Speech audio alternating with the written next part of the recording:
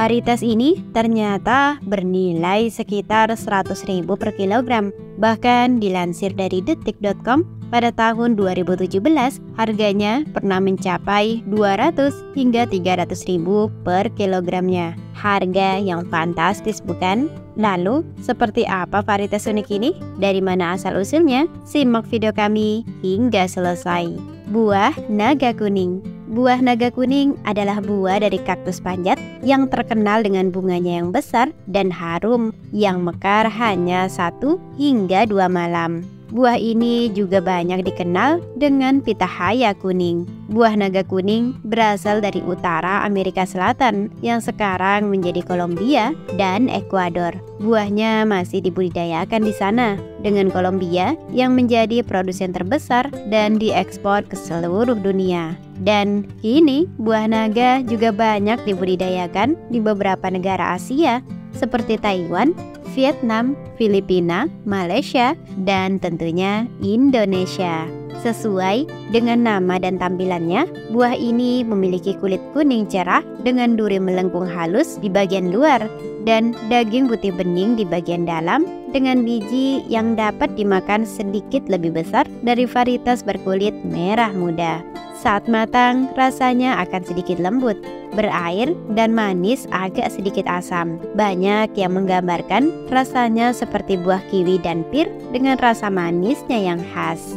Jadi penasaran? Lalu kira-kira apa perbedaan dari buah naga kuning dan buah naga merah? Keduanya memiliki rasa yang mirip, tetapi beberapa orang menemukan bahwa versi merah muda memiliki rasa yang lebih pekat. Buah naga kuning sedikit lebih manis dan lebih segar daripada yang merah muda, dan kulit luarnya sedikit lebih tebal. Buah naga merah memiliki rasa yang sedikit asam, namun tetap manis dan berair, serta memiliki kulit yang lebih tipis. Lalu, bagaimana dengan kandungan manfaatnya? Buah naga kuning merupakan sumber magnesium, potasium, dan fosfor yang baik. Buah naga ini mengandung serat dan protein dan memiliki kandungan kalsium lebih tinggi daripada varietas yang berkulit merah. Buah naga kuning memiliki sejumlah kecil zat besi, vitamin A, C, dan niacin, sehingga bagus untuk sistem pencernaan karena dapat menghilangkan racun yang ada di dalam tubuh, menjaga kesehatan optimal karena dapat meringankan beban kerja organ dan membantu detoksifikasi hati, dan masih banyak lagi. Wah, apa di sini sudah ada yang pernah mencobanya atau berminat untuk membudidayakannya? Jika berminat membudidayakan tanaman ini, hal itu sangat bagus karena merupakan peluang yang sangat terbuka. Karena sampai saat ini buah naga kuning tergolong sebagai buah yang istimewa dan masih langka di Indonesia. Selain tidak banyak tersedia di pasaran, bentuk dan rasanya juga lebih unik dibandingkan buah naga pada umumnya. Dan tentunya harganya cukup tinggi. Berikut ini 4 langkah mudah budidaya buah naga kuning versi Agrotech. Pertama, persiapan bibit. Sebenarnya untuk membudidayakan buah ini cukup mudah. Hanya saja kendalanya yaitu ketersediaan bibit yang masih kurang sehingga sulit untuk memenuhi kebutuhan bibit petani. Untuk mempercepat pertumbuhan buah naga kuning bisa disiasati dengan cara menyambung dengan batang jenis buah naga lain. Hal tersebut bisa diatasi dengan cara teknik penyambungan buah naga kuning dengan posisi batang bagian bawah menggunakan buah naga jenis lain yang lebih besar dan memiliki akar banyak, serta pada bagian atas menggunakan batang buah naga kuning. Selain itu, ada pula dengan teknik penyambungan. Buah naga kuning akan lebih cepat berbuah, yang biasanya akan berbuah setelah 1,5 atau 2 tahun. Dengan teknik ini, buah naga sudah dapat berbuah setelah berumur 9 bulan. Kedua, persiapan lahan tanam buah naga. Bersihkan lahan, lalu buatlah tiang pancang atau media rambat tanaman dari beton berbentuk segi 4 atau silinder dengan diameter 10 hingga 15 cm dengan tinggi sekitar 2 hingga 2,5 meter. Media rambat tersebut disusun berbaris dan jangan lupa buat saluran drainase dengan kedalaman 25 cm setiap antar baris. Setelah itu, buatlah 4 lubang dengan posisi tiang panjang di tengah dengan jarak setiap lubang 10 cm. Kemudian, tanah hasil galian lubang dicampur dengan pasir, pupuk kompos atau pupuk kandang, dan dolomit. Lalu aduk merata. Setelah 2 hingga 3 hari, tambahkan pupuk TSP dengan cara tabur melingkar, lalu biarkan selama kurang lebih 1 hari. Ketiga, penanaman.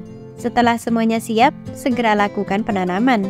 Lepaskan polybag bibit buah dengan hati-hati agar tidak merusak perakarannya. Selanjutnya, masukkan ke dalam lubang tanam dan timbun kembali dengan tanah galian yang telah dicampur dengan pasir, pupuk kandang atau kompos, dan dolomit.